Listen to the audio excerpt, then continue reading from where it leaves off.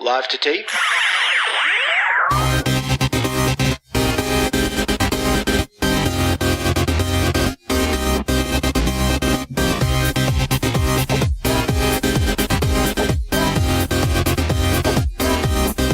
Welcome to Millennial Season 3, Episode 33. I'm Andrew. I'm Elisa. And I'm Laura. We are live on Patreon today for one of our new benefits. We're going to be live streaming each episode as we're recording, so get prepared for mistakes to occur, Yeah.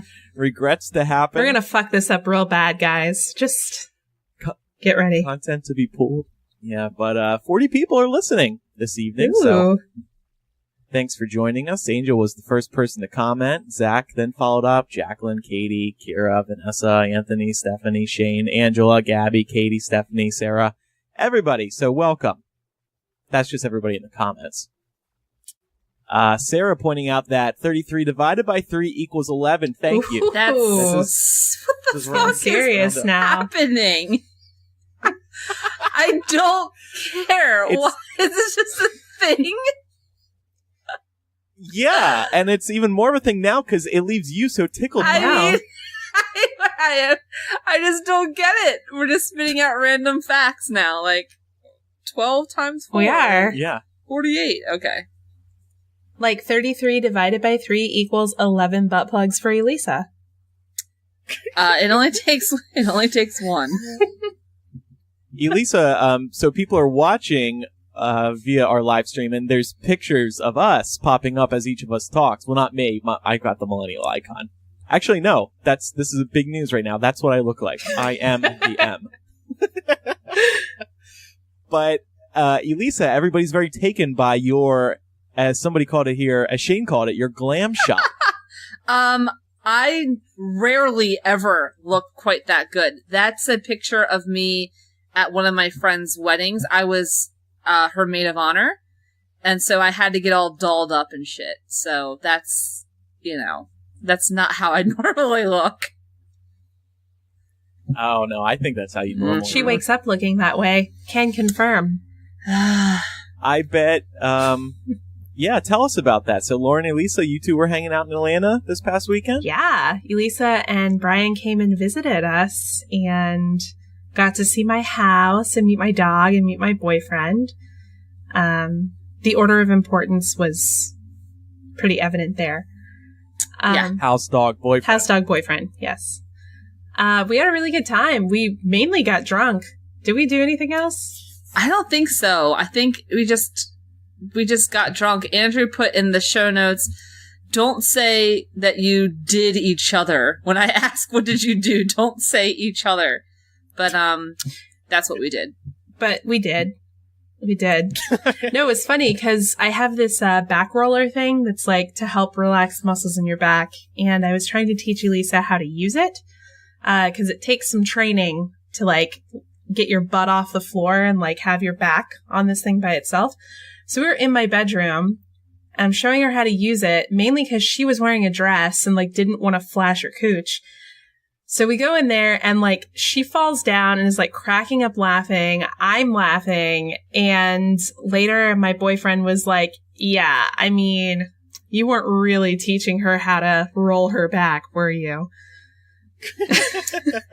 It was surprisingly difficult. Do not recommend. I still can't figure out how to use that thing. But, apart from that, So, Elisa, what? did you like Mark, Laura's boyfriend? I had mixed feelings. No, I'm kidding. Of course, I liked him. I liked him a lot. I was about to break up with you. Yeah, I know. I liked him a Was lot. there- He was like, I don't know. He's exactly the kind of dude that I could see being with Laura. He was very easy to talk to, really chill, great sense of humor, like really not super PC sense of humor, which I appreciate. And I think we got along very well. Although as much as I liked him, I think my boyfriend loved him in a sexual way. Mm-hmm. So there's that. As soon as we left, we get to the airport, Laura her boyfriend drop us off.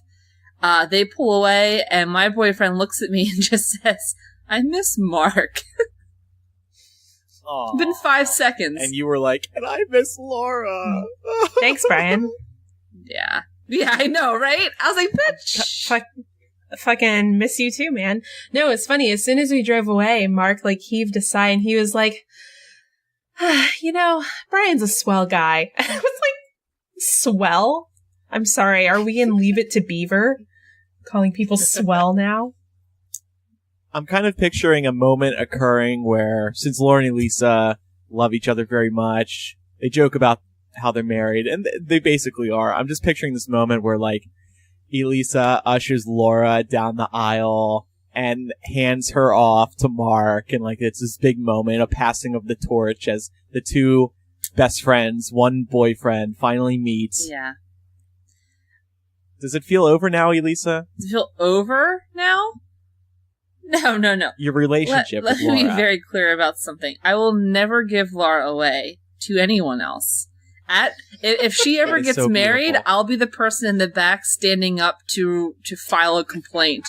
I disagree with this. I think this is a bad union. I don't support it. Yeah. Wait, you would yell it at the church, right? I object! I mean, I don't think Laura's going to get married at a church. I mean, maybe I'd yell it at, I don't know, Hell Satanist. The Satanist conducting the ceremony. But yeah, I'd yell it. I'm not letting, no, she's not going anywhere. Okay. Stephanie's wondering, by back roller, do you mean vibrator? Is it Yes. a vibrator? Okay. That's a hard yes. Okay, good. Well, sounds like you had a good time, both of you. While you guys were down in Atlanta, I was further south in Florida at MuggleNet Live. And Why, though? it was a lot of fun, and I want to bring it up because I met several millennial listeners. It was really nice meeting some of the listeners. It's always good to get some FaceTime with them, because when we do podcasts, it's not interactive per se. It's kind of a one-way conversation. So actually meeting them and looking them into the eye and knowing what they know about us, thanks to the show, it's very moving for me. By moving, I mean I cry. You know so much about me. How can you even look at me right now? So last week, we introduced new Patreon benefits, and I wanted to remind everyone about them again briefly. Several new benefits at every level. First, at the $2 Friends with Benefits level, we have the new Palace Intrigue benefit, and that's where a couple times a month, Elisa will be making some posts about our past and present. Then at the $5 level, OTP, One True Pairing level, we've got We'll Do It Live, which is what we're doing right now. You can listen to us stream live, or you can listen back to it later if you can't catch the live stream, so you can get the episode earlier than normal. And then Laura and I are starting a little video show, The Landy Show. And that'll be starting a little later this month. Finally, at the $10 Facebook official level, our 2017 physical benefit will be those handwritten letters from one of the 4 hosts. So lots of benefits. Patreon.com/millennial. We took your feedback into account when we did a survey a few months ago, and we hope everybody's that everybody's happy with them. Mm-hmm. And speaking of benefits, right now we are going to jump into Surprise Bitch. Surprise Bitch, it's all of you. I was going to ask whoever we surprise bitched whether or not they were in the path of Hurricane Irma, but I guess we can't ask that to however many people. So what would you guys do if you were in the path of a hurricane? Would you try to evacuate? Would you stay put? And be honest about this, because I know that the popular thing to say is that you would evacuate, but not everyone would. So be honest. Yeah. That's it. We're talking more about that later on in the show, too, so we can circle around to your guys' answers once we get to that point. Oh, wow. Should we We've got share some, our answers? Comments here. Chef Ali says, this bitch wants to be surprised. Anthony says, not the same, with a sad face. And then Yeshi says, damn, I really am surprised. I read a lot of sarcasm in Yeshi's comment. Anthony, to answer Elise's question, is saying, see how far I can get on JetBlue for $99.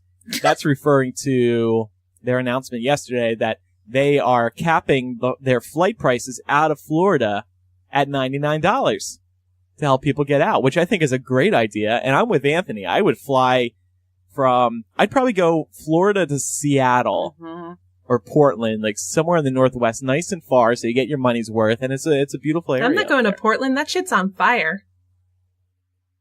Well, bring the hurricane with you and you guys can extinguish it, right? Jules says, I was in Orlando until yesterday. Most of the people I know are evacuating. I was flying out of the state anyway, but there is a lot of fear among my Orlando friends. With good reason. Yeah. Yeah. My grandparents are in Central Florida, and we've spent the last 2 or 3 days trying to convince them to evacuate. And they didn't make the call to leave until late this afternoon, so they're going tomorrow morning. So we'll see. We'll see what that clusterfuck on the highway is like. But now it looks like it's heading towards you too, Laura. So are you evacuating? Well, no. By the time it gets to Atlanta, it's going to be a tropical storm or depression, which is not worth evacuating. That's something you go out and you buy some beer and you hold up in your house and just watch Netflix. Hope the power doesn't go out. I had a friend, a gay friend who lives in Florida in Winter Park. He told me the other day him and his boyfriend are just going to have a lot of sex during the hurricane. I'm like, damn, I'm jealous. Wish a hurricane was coming to Chicago so I could get in on that. CLED says evacuate as long as I can take my dogs. Angel says I would evacuate with my cats. My friend was mad at his dad for not evacuating his mom out of Florida. He was on a business trip. So he called around to every single ticketing agency until he got a ticket for her. Hurricanes are no joke. Shane says he would definitely GTFO at first notice. And Shane's also pointing out he was in Atlanta, Laura, during Hurricane Katrina, and only got light rain. Yeah. It's usually not bad.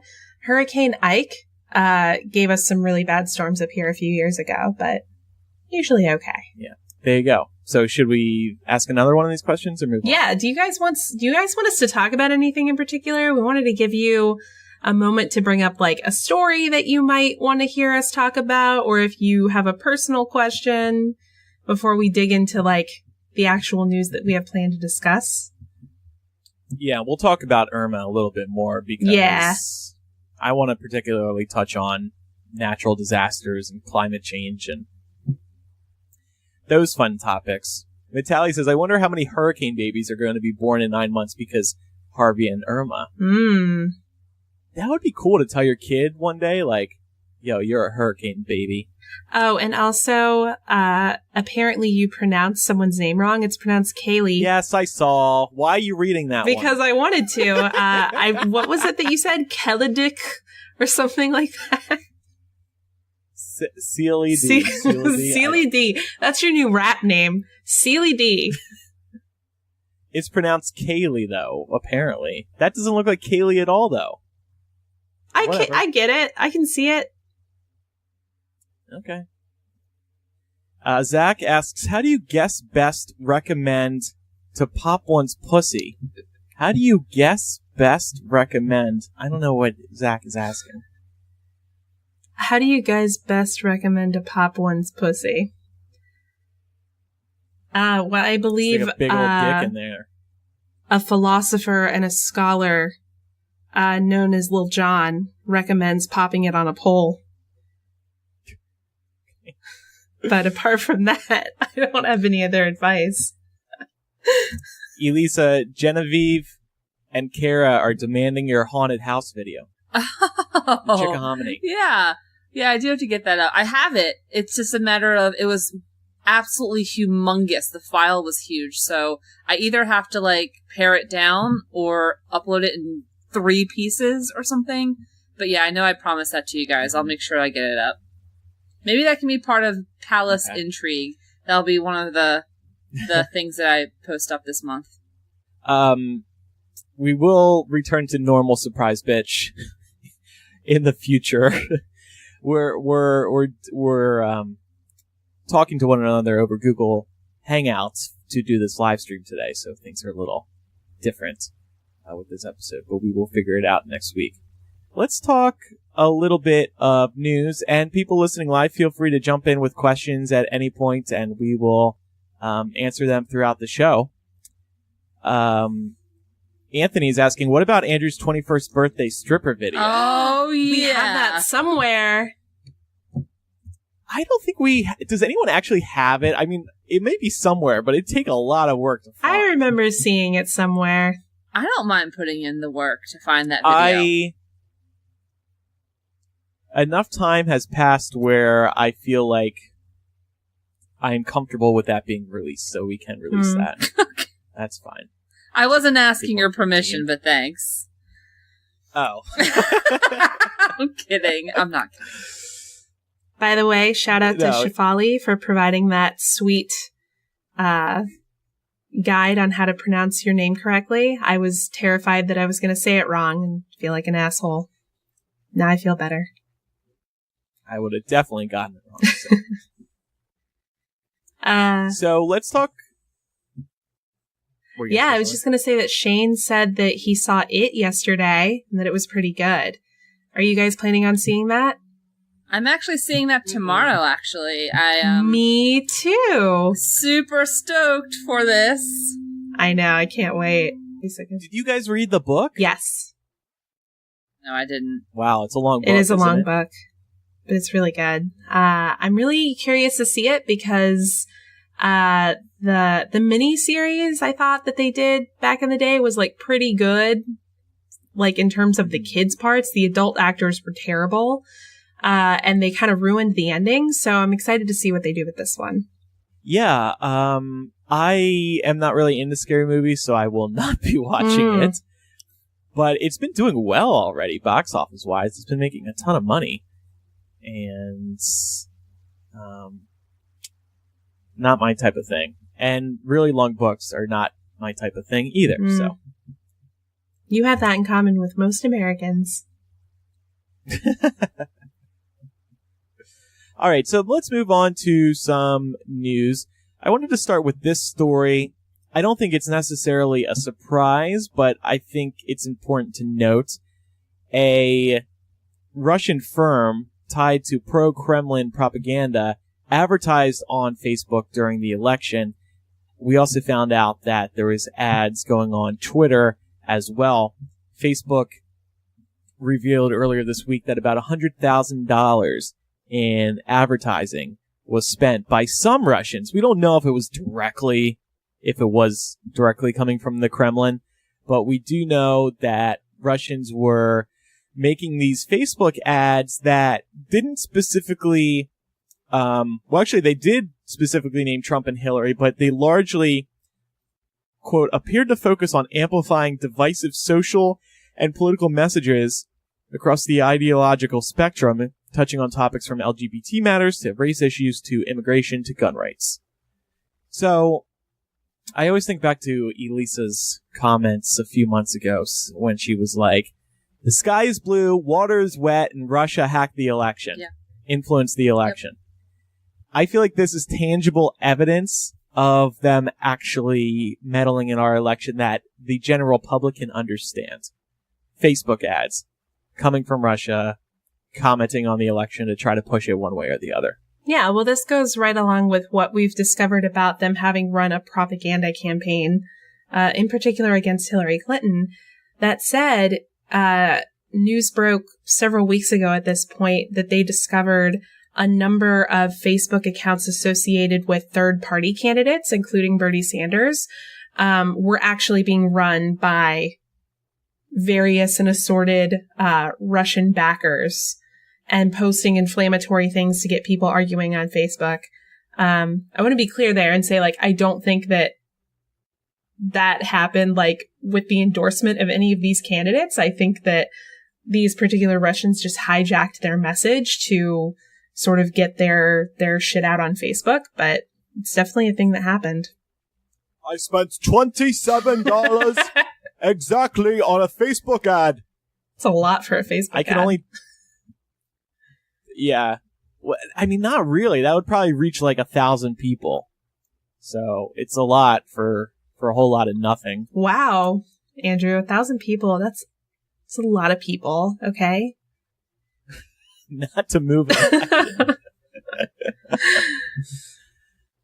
All right, another story here, a little bit of entertainment news, and I wanted to bring this up because we spoke about Star Wars a few weeks ago. Star Wars 9 has now lost its director, Colin Trevorrow. He was the director of Jurassic World. This comes after a scriptwriter, Cursed Child's Jack Thorne, was hired to punch up the script, and that was the story that we'd recently spoken about. And this also comes after Lucasfilm fired the Han Solo directors. So it's like, what the hell, Lucasfilm? They appear to not want to give these directors any creative control. Lucasfilm wants it their way or the highway, it seems like.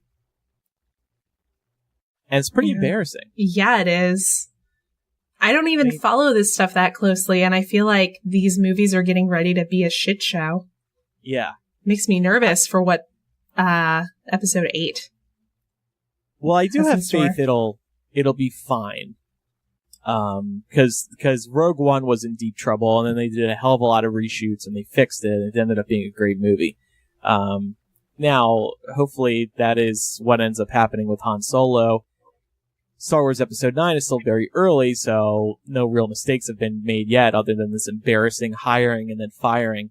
But it also comes on the heels of Colin Trevorrow's most recent movie. It's a smaller movie called The Book of Henry, and it was terrible. And after that, after the reviews had come out, people started wondering, shit, does this spell bad news for Star Wars Episode 9? This is before we got used to Star Wars firing directors. So we didn't think that was possible. And in fact, on Hypable, our movie guy, who's brilliant, he had written about this, why the Book of Henry spelled trouble for Trevorrow's Star Wars film, because he saw Book of Henry, and then he laid out why the problems with Book of Henry could be problems in Star Wars 9. So a lot of people kind of saw this coming, and it'll be interesting to see who is selected as director.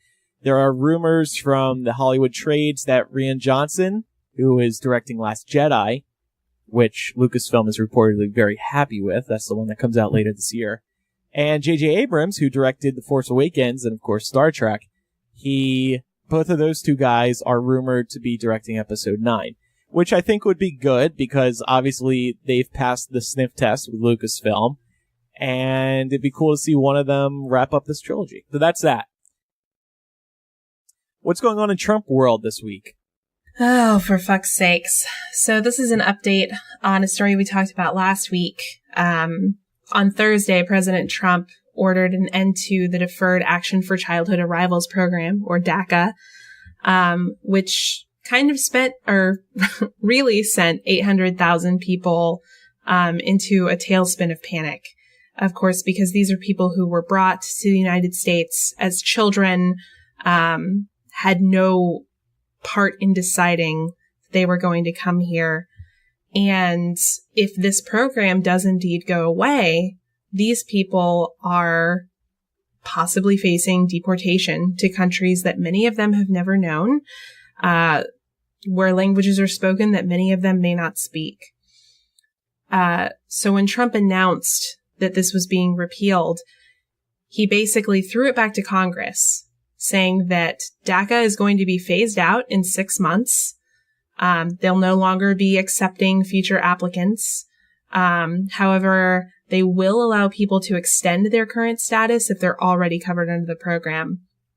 But what ultimately he's kind of putting in Congress's court is to say, pass an immigration reform bill and make sure that it covers these 800,000 people who are covered under DACA currently, which is all well and good. I'm in favor of immigration reform being passed in Congress, but they've been trying and failing to do this since the early 2000s. And given the fact that this is a Republican-controlled Congress that could not pass an Obamacare repeal, I don't really have much faith that they're going to be able to get their shit together for this either. And the real fucked up part here is that you're leaving nearly 1 million young people very vulnerable. I just don't quite understand. I just don't understand why, of all, immigrants are not a monolith. There's so many from different backgrounds, different countries. Why? And there's so many policies that he could be implementing that might arguably be valid or not amoral. Why target the one group that even people from, even many Republicans, folks on both sides of the aisle agree did nothing wrong here? I think if anyone can agree on one thing, it's that children should not be held at fault for whatever it is that their parents do. And we can have a debate over whether or not, the parents should or shouldn't have brought them here. But that's not what DACA's about. It's about saying that the children had nothing to do with it. And I don't understand why, of all the different demographics of immigrants that you could attack, why go after the most innocent?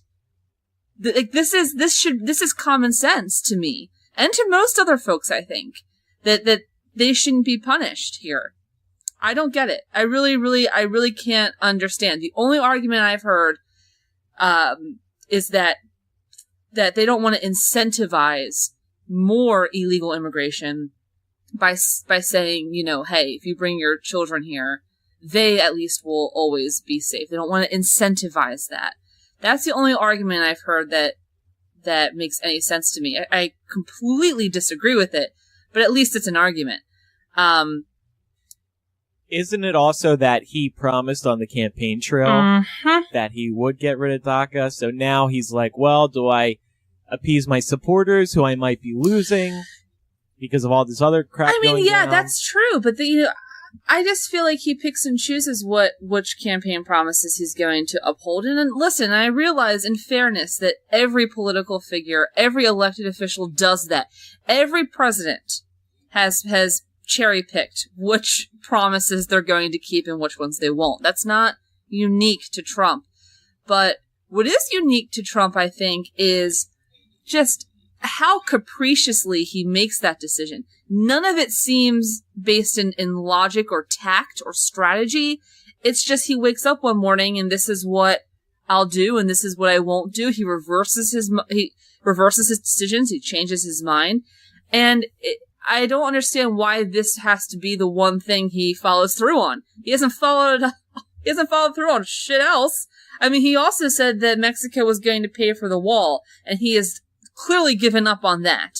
So I don't understand why this is what he's latched himself onto. The only thing I can think of is, I don't know, maybe Jeff Sessions. I know that Sessions is the one who sort of made the announcement. So maybe this is something that he was convinced was the right thing to do by his cabinet and other people in his administration. I think that this was the easiest way for Trump to have a, quote, win and stick it to Obama. Because DACA was put into place via an executive order by Obama, and Trump's entire administration is riding on this idea of dismantling everything that Obama ever did. And let's be clear about something. DACA is a Band-Aid. It's a Band-Aid because Congress wouldn't pass immigration reform while Obama was in office. That's why he did this.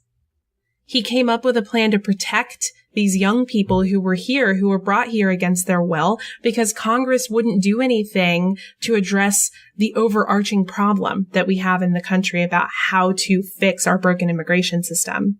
So yeah, Congress, give us a bill.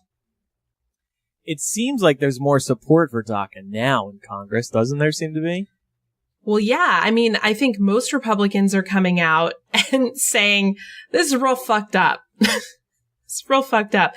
But see, they don't like it because they're being forced into a corner and being told, okay, give us a bill, guys. And they don't want to do that either. Yeah. Because that's not politically convenient for them right now. We've got midterms coming up and they don't want to be, supporting an unpopular progressive immigration piece of legislation, which is ultimately what's going to happen. You know, Joe Biden made a comment a few weeks ago that he felt as though right now we are living through a battle for the soul of this country. And that really resonated with me most of all when I found out about Trump reversing DACA. That to me feels like it's a battle for the soul of this country and our moral compass. Mm-hmm. And I've never in my life missed Obama more than when he posted his statement to Facebook. I don't know if you guys saw that, but Mm-hmm. he had an incredibly eloquent, measured, diplomatic response to this. And the response itself is worth reading substantively, but the important thing here is that he responded at all. Because President Obama has really stayed out of the fray for the most part, like most presidents do after they leave office. They sort of just scuttle into private citizenry and, you know, they only come out of the woodwork for really huge, big, important things. He came out for this. He came out of the woodwork for this. And I think that should tell you just how important it is, and just how egregiously this would mess up 800,000 people's lives. I was happy and proud of him that he spoke up like that for something like this. Mm-hmm. It's very, very refreshing these days to see some comments from him when Trump speaks like a third grader and Obama speaks much more eloquently. I know. Every time Obama speaks, I'm just like, Dad. I know. Come home. He really does feel like a dad to me. And I don't know what to make of that. Because normally I'm into daddies when it's involving sex. Mm. Not in like a platonic way. Why not both? And yeah, I'm not attracted to Obama personally. A little What? too old for me. Are you kidding me? He's a good-looking guy, to be sure, but I am not sexually attracted to You're Obama. fucking No. wrong, but that's okay. You two have you ever touched yourself to Obama? What? You said I don't yes. think there's been a time the past 8.5 years I haven't touched myself. Every time I do, it's to Obama. I can definitely picture you two getting off to the thought of the President of the United States banging me hard. It's not that he's the president. It's that he's A little bit Obama. that. It's a little bit that. It's like Come on. it's like come on. 80% that it's Obama, but like 20%. I mean, it's a little bit. The most powerful man in the world, he might have to stop banging you mid-session because he has to go launch some Can I nuclear weapons towards Can North I tell Korea. you something awful? Actually, this was years ago, but I actually did legitimately find myself one day fantasizing about Obama. And the one thing like snapped me out of it before shit got like too real, was going, no, but I really like Michelle. I couldn't do that to her. Even in like my fantasy head, I was like, oh, this isn't right. I shut it down. Shafali says they should make a dildo Obama.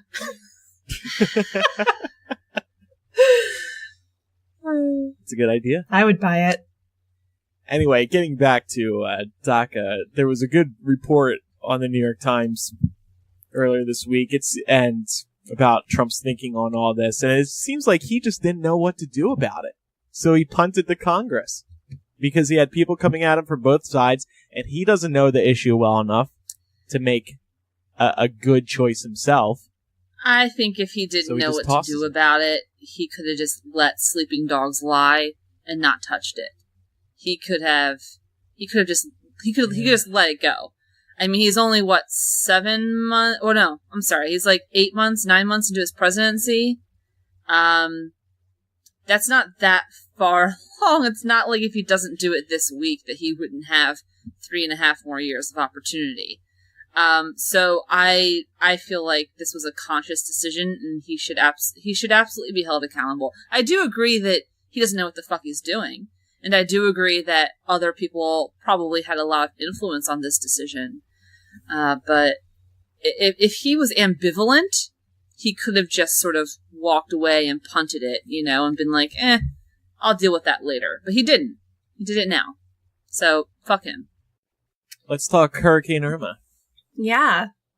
So while Trump was really busy fucking up 800,000 people's lives, the country was on fire and the southern portion of the country was being pummeled by hurricanes. So Irma is on her way to Florida. She's a Category 5 with maximum sustained winds of 185 miles per hour. For all you Floridians out there, this is worse than Hurricane Andrew. That's a hurricane that will live in infamy in Florida's history. Irma is way worse. Looks like she's going to tear directly up the state and into Georgia and South Carolina. Just to get across how bad this is, Barbuda is a Caribbean island that was hit particularly hard. 90% of its structures were destroyed. Wow.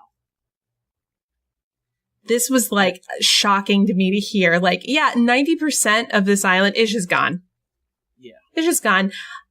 When the hurricane went directly over it, they weren't able to get in touch with anyone on the island for 8 hours. It's a solid number of hours where nobody knew if anyone on the island was even alive. Yeah, that's terrifying. Yeah. No idea of what's going on over there. It skirted along Puerto Rico's coast. 1 million Puerto Ricans don't have electricity right now, and 17% of the island does not have access to safe water. So these are the things I kind of wanted to focus on here, because the thing that people never think about with natural disasters is the aftermath. Look at what they're dealing with in Barbuda and in Puerto Rico right now. A lack of structure, a lack of water, a lack of electricity. So what happens when you decide to stay and ride out a hurricane and you survive it, but then you're trapped in your house due to flooding, or you don't have clean water, you don't have power. You're living in South Florida, you don't have fucking air conditioning in August or September now. So what do we think about this? I think didn't we actually get an email from a listener talking about reasons for not leaving? Yeah, so we had several emails actually, and the first person who emailed in was Emily, and she wrote, "Thanks for the wonderful discussions about hurricanes. I am from Austin, and I wanted to add my perspective to why people don't evacuate. Evacuating isn't necessarily safer than staying home. When a city like Houston, greater area population, over 6 million people, all tries to leave at once, people are trapped on highways for days in terrible heat. I mean, it's August in Texas. Air conditioned off to save gas because cars are running out of gas, suffering heat strokes and traffic accidents, etc. In 2005, Houston ordered an evacuation for Hurricane Rita just after Katrina hit. Dozens of people died on the highway trying to evacuate. More have died in Harvey, more people died then than have died from Hurricane Harvey. Rita turned out to be not nearly as bad as everyone expected, and the memory of that evacuation crisis is a big part of why Houston didn't order an evacuation for Harvey this time. Also, this time around, Houston's highways flooded so quickly that people trapped on the roads likely would have drowned. Finally, if everyone evacuated, it slows down the escape for other towns that may be more vulnerable and need to evacuate most. Despite efforts like turning all lanes into two-way highways in the same direction, you just can't evacuate Houston with that population size fast enough to be safe. Anyway, I just wanted to point it out there that there's a lot of factors to consider beyond wanting to protect your house or not having a car to get out. Even for people who could normally leave and stay with their family, no problem, the hurricane makes escaping potentially deadlier than the hurricane itself. And we had a lot of other people write in too and say sort of the same thing. Apparently that evacuation from Hurricane Rita just was awful, and more people died evacuating than from the hurricane, which is insane. So I didn't even consider that because I've never really lived through a hurricane of that magnitude before, but it makes sense. Yeah, it does. This just makes me question why we don't have better federal oversight over things like this. Why do we not have hurricane shelters in these places? Why don't we send buses in to bus people the fuck out? Why don't we set hard deadlines to be like, listen, if you want to take your car and all your shit and leave, you need to do it by this date. And if you don't do it by this date, you're getting on a bus and you're going out. I think part of the problem is the sheer numbers. Like, making hurricane shelters, you can't make enough to cover millions of people. No, you can't make enough to cover millions of people, but you can make enough to cover vulnerable populations like the homeless and the elderly that can't be moved as easily. And as for the evacuations, I think the problem with Houston is that the storm kind of came together quickly. There wasn't much warning, so a lot of people were still around, and they didn't have enough time to decide whether or not they should make people evacuate. But still, I do think it's the number thing that is a major issue when when considering city, county-wide evacuations. And I personally, I feel like some people don't evacuate because they kind of can't imagine something really bad happening to their house. Like, oh, no way the water's going to get this high. No way it's going to affect me. Because it just kind of seems surreal. Maybe I'm wrong about that because I don't live in the South and I've never had to worry about something like this. But I just have to circle back to this point about how there's no excuse for this to happen. I mean, of course, anytime a deadly storm like this comes in, there's going to be death and destruction. To a certain degree, that is inevitable. But the really nice thing about hurricanes is you know they're coming. They're not like tornadoes. They don't spring out of thin air in 15 minutes.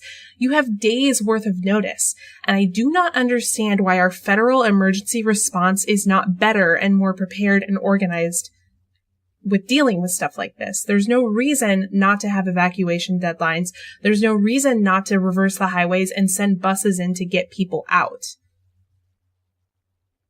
Yeah. More warning? I don't know. We need better governors. Well, I mean, the only reason that Irma is a big deal right now is because Texas just happened. If Texas hadn't just happened and we weren't watching them deal with the fallout of that, I promise you we would be getting ready for another shit show in Florida. Florida actually has started to evacuate a bunch of people. And what I find interesting about their process is that they have, and I'm sure other states and municipalities do this as well, but down in like South Florida, they actually like divide cities up by zones.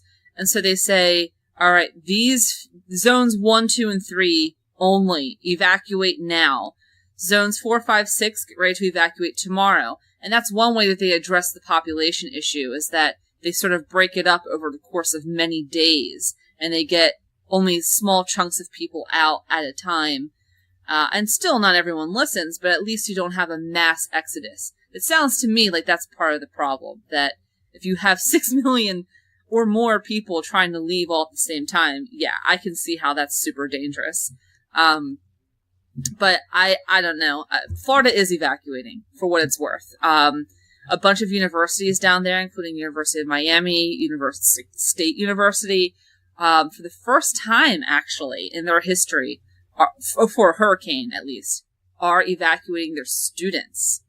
That's a pretty big deal. Shane points out, hurricane prep requires money. Republicans, especially teabaggers, won't pay for that, like when they wouldn't approve money after Sandy. Yeah, that's been brought up recently as these votes go down for helping Houston and others. And Jewel points out, even when there is a lot of warning, like with Irma, it's hard to make a decision far in advance because more often than not, it ends up being nothing or changing course. This is something that I've actually been dealing with my grandparents.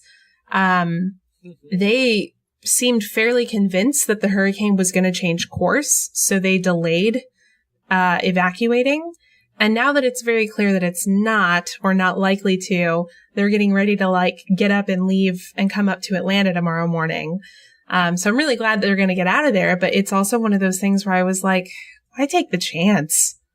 I mean, it's one thing if it's a Cat 1, right? Like if it's a small hurricane, but a Cat 5, I'm not going to mess with that. John is asking if myself or Elisa fantasizes about Irma. What?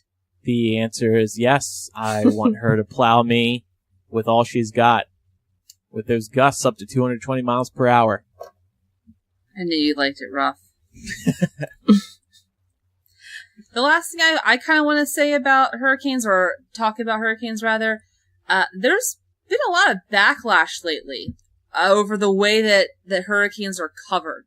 I don't know if you guys saw this, but when Harvey hit Houston, CNN was on the ground and they were at shelters interviewing folks as they were coming in.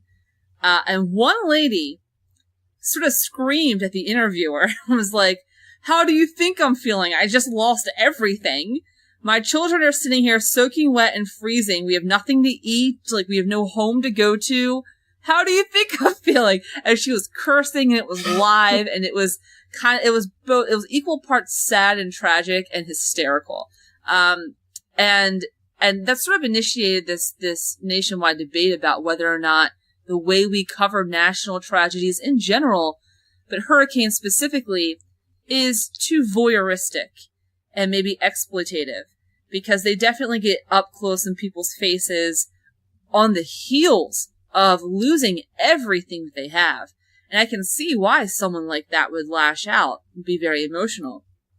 On the other hand, of course, there's the argument to be made that, like, well, how else do you cover a tragedy except by talking to the victims? If you don't speak with the victims, then aren't you also doing them a disservice by not telling their story? And furthermore, if we're going to try and get people to donate and to care about these folks, there is no other way other than showing them at their most vulnerable and eliciting empathy in that way. No one's going to call to donate their money just by reading some lines in the paper about statistics and numbers and X number of people lost their houses. You have to see them. They have to be real. So I was just curious where you guys came down on this debate, where you think, is it too much or is it understandable that they go in and interview victims? I think that's a good point you bring up, that you need to see these people who are suffering to be motivated to donate. But at the same time, I think the simple answer is ask permission before you stick a camera and microphone in front of somebody's face, no matter where you are, because clearly they're going through a hard time. Now, on the flip side of that, the media have a rough job because they're being pushed by their producers to, get some tearful interviews, because that makes good television. So they have to walk a careful line. It's also like when you see somebody break some news on Twitter. Like, say you're out on the street and you see, God forbid, a plane go down right in front of you. Or you're on a plane that crashes, that, I don't know, spins off the runway or something. You'll always see these reporters in the @replies of these people who were on the plane sharing photos. You'll see reporters reply to them and be like, "Oh, I hope you're okay. Do I have permission to post this on NBC?" And they all, I guess you have to ask for permission before reproducing these photos that some random guy on Twitter takes. But it's like they fake empathy before getting down to business. And I think that's what's happening during these interviews too. And speaking of hurricane coverage, what also annoys me is when they put the reporters outside in the storm when the winds are blowing insanely fast and they have to like hold on to poles to avoid being blown away. That is stupid, and it only encourages other people to go outside. So it's a spectacle. All of this hurricane coverage is unfortunately a spectacle. I'll admit it. I was thinking earlier today, I'll have something to watch this weekend. Oh my referring God. to Hurricane Irma coming in. I think a good rule of thumb to follow is if somebody appears to be distressed, maybe leave them the fuck alone. Like, I was watching coverage where a reporter literally goes up to 3 women who are like wading through knee-deep waters, one of them on crutches and the other 2 trying to support her, and just starts asking them questions, like trying to talk to them, and they're too polite to tell him to fuck off. And it actually took one of the anchors back at the station being like, I think you should just let these women go, for him to like leave them alone. And I don't know why reporters don't realize that. Is it being caught in the they're just caught up in the moment. They don't realize what they're doing. Dumb shits. Anyway, to anybody down in Florida or in the path of Irma, be safe. If you subscribe to us on Patreon, please make sure your credit card remains active. Even if you die, we would appreciate that. Oh my God. But Wow. just make preparations. Make preparations. That's all I'm saying. Jesus Christ. Okay. Oh, sorry. And God. don't leave pets behind. That's a pet peeve of pun intended. Get it? Yeah. I just did a thing there. Don't leave your pets behind. I don't get the pun. What?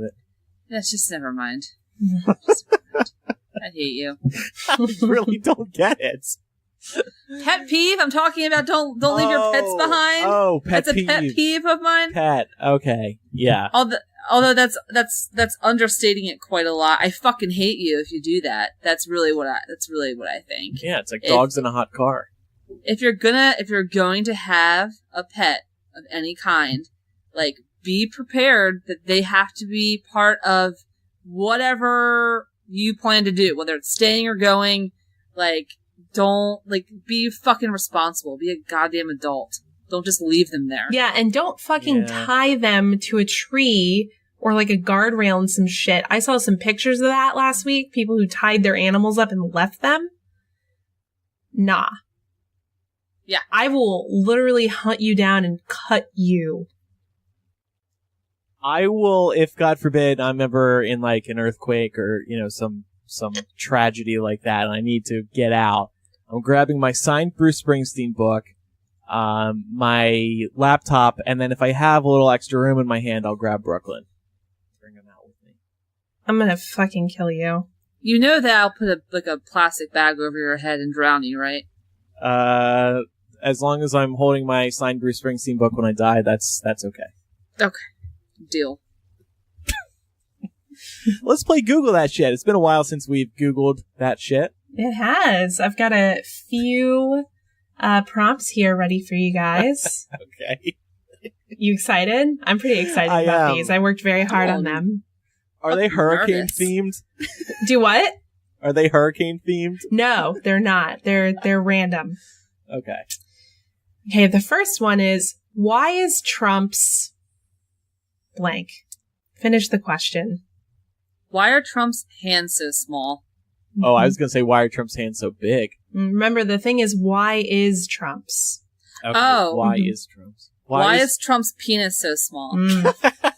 Very nice. Why is Trump's ego so big? All right. You're both wrong. The answer is, why is Trump's handshake so weird? Oh, that's a good one. Yeah. So Yeah. for all the folks playing at home, this is basically, you just go and type in the first 3 words of a question and see what the first suggestion Google gives you is. And that was mine. Why is Trump's handshake so weird? And All right. it's an The next one. It's an- Why is my vaginal canal so large. What? Why is my vaginal? Complete the thought. Cavity full of cum.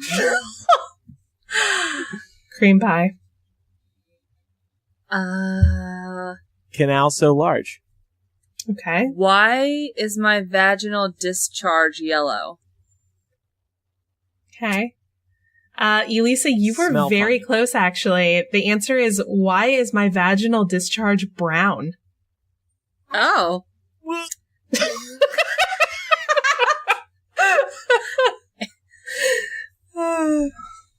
All right, y'all ready for the next one?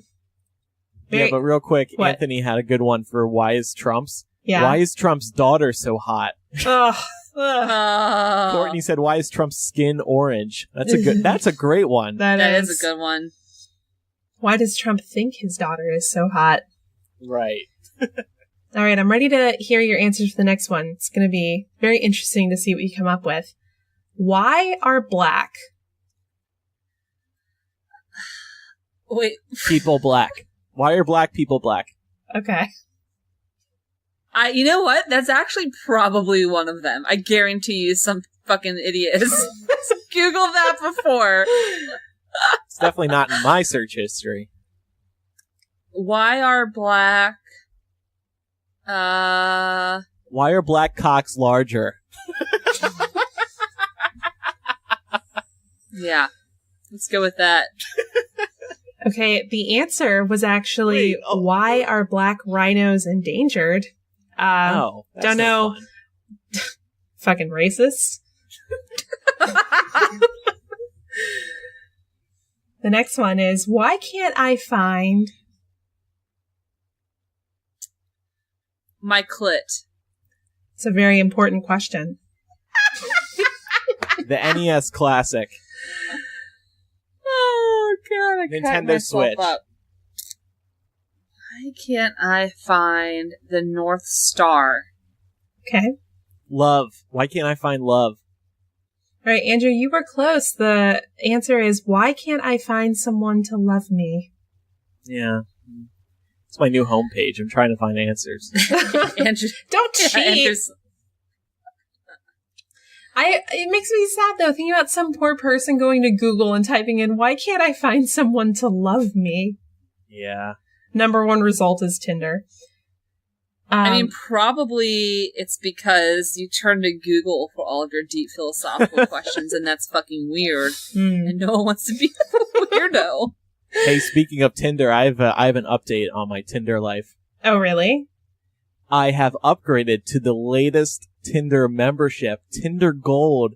It lets you see who is liked to you before you swipe on them.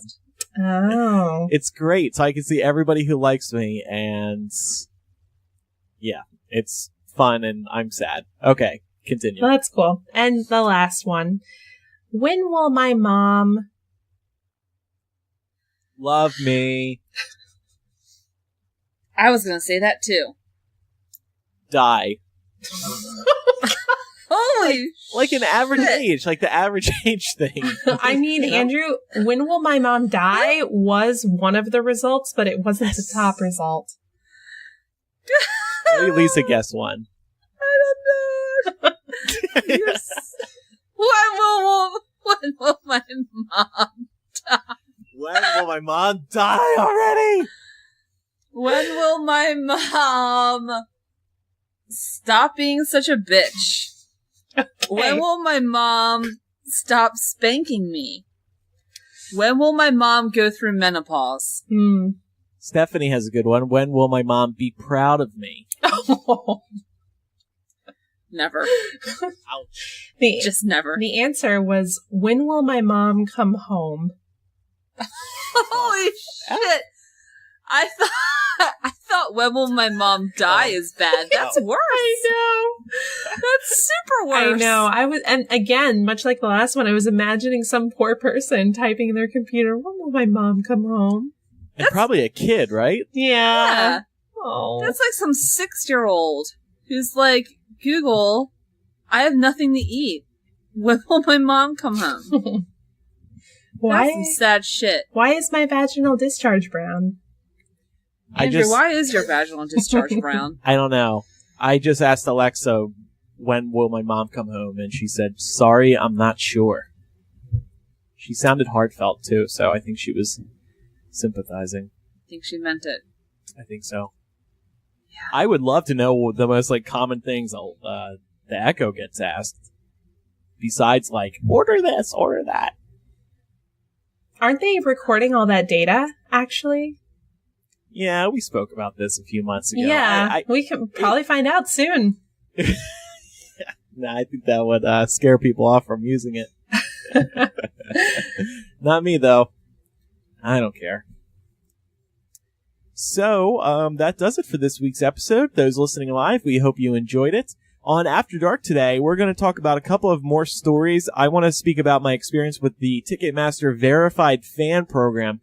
This is a new thing they're doing to prevent scalpers from getting tickets. Bruce Springsteen is doing a Broadway run, and I did it with that. Taylor Swift is going to be selling tickets through there. Harry Potter and the Cursed Child is going to be selling tickets through Verified Fan as well. And this will be an After Dark with Elisa and I. And I know Elisa loves rock and roll and concerts and all that, so I thought this would be a good topic to discuss with her. And a far less exciting topic, but I'm going to go ahead and say almost as important. Betsy DeVos rescinded protections, Title IX protections for campus sexual assault survivors. So we're going to be talking about that. That just happened today. We'll discuss why the fuck even. And what, if anything, we can do about it. So I think that's a worthwhile discussion coming up in After Dark, too. And then since Laura won't be on, she has to prepare for a work thing tomorrow, we're going to do a Laura guessing game where Elisa and I ask each other questions and we have to say how Laura would answer in our best Laura voices. Oh, I'm so excited to hear this. You guys are going to answer in Spanish, right? No. Sí. Speaking of talking crap on co-hosts, I was hanging out with Micah in Orlando, and that was a trip, you two. Oh, I can't wait to hear more about Oh, how was the chair? Yeah, we'll talk about the chair. I'm going to make a note right now. Let's talk about the chair right at the top. I can't wait to hear about it. Wait, do they know the breastfeeding story? Because if they don't, you're going to have to tell it. I don't think they do. No. Oh. Thank you, everybody, for listening. We would love your support over at patreon.com/millennial to get the After Dark benefit. Now, a minimum of 25 minutes per installment. Plus, you can listen live. You can get a physical item from us every year and other benefits as well. Check them all out over at patreon.com/millennial. I don't know about you guys, but I can't wait for September to be over. I'm Andrew. I'm Elisa. And I'm Laura.